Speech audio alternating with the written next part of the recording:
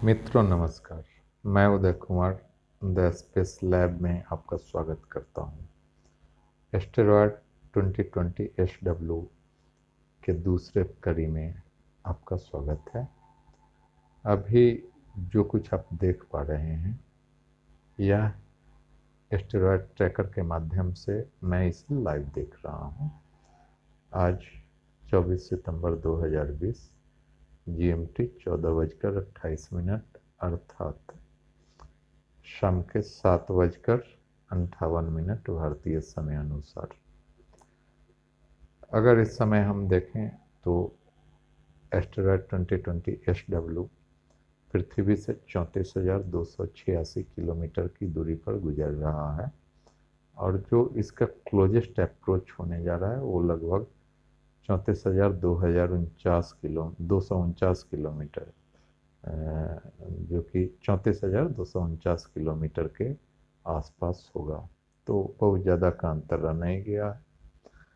यह अगले कुछ मिनटों तक 7 से 8 मिनटों तक इसी 34,300 के अंदर के दूरी में बना रहेगा और उसके बाद फिर से बाहर निकल जाएगा जैसा कि अनुमान है। और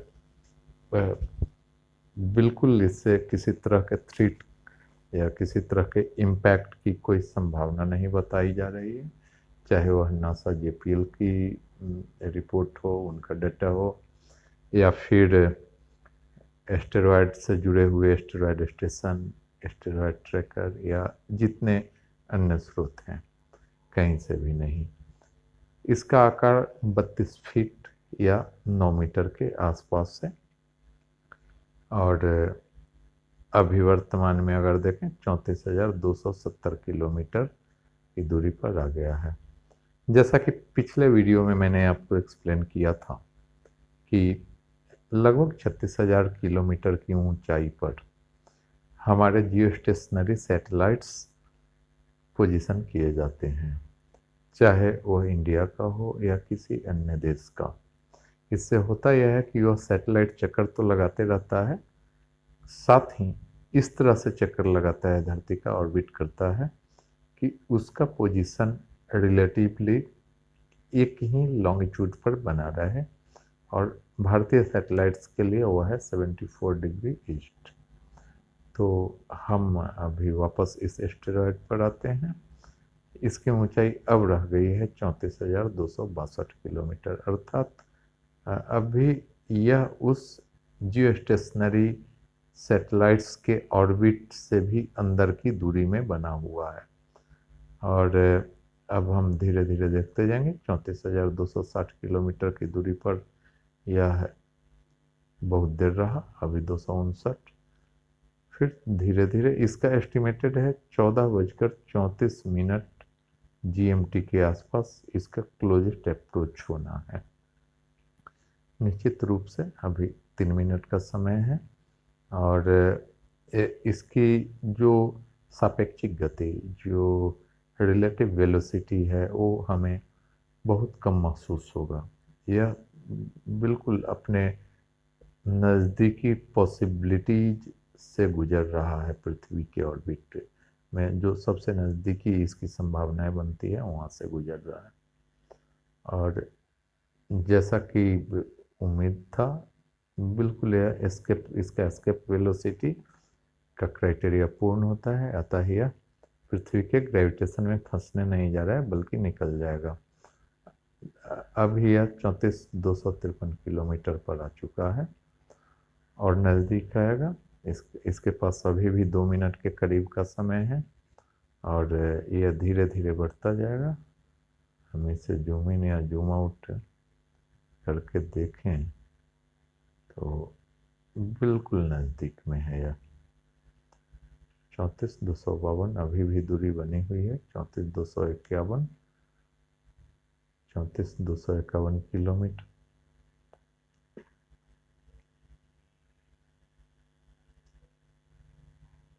अब हम यह मानकर चल सकते हैं कि इसका लगभग सबसे नज़दीकी जो संभावित दूरी है उस पर यह आ चुका है 34,250 किलोमीटर पर।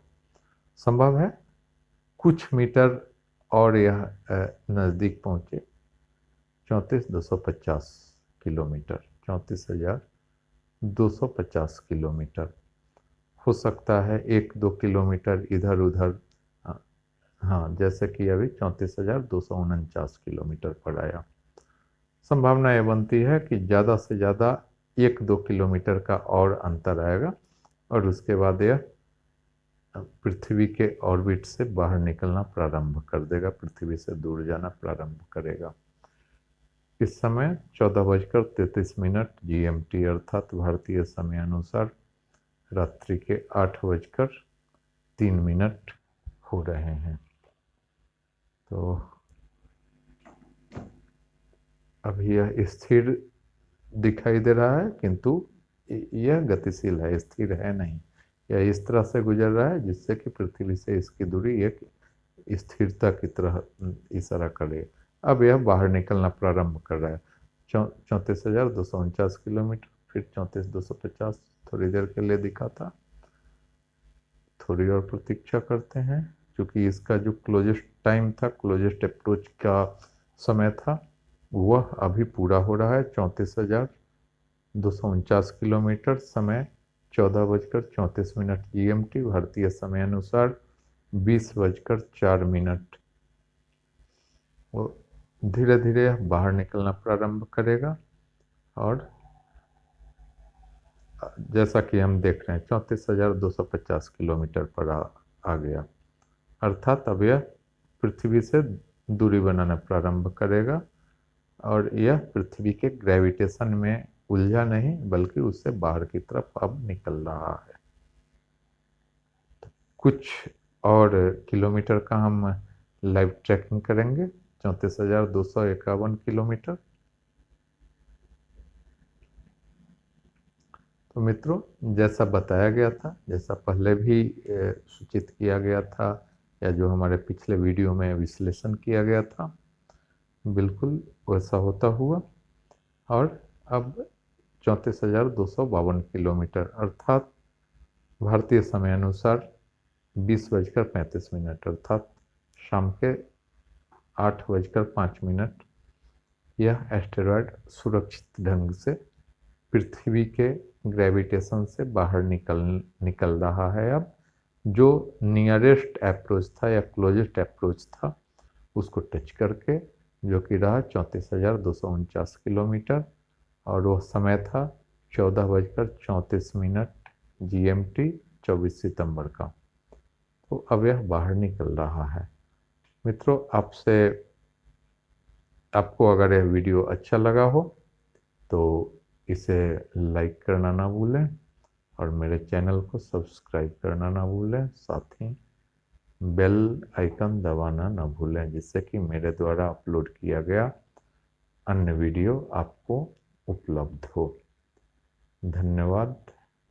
शुभ रात्रि।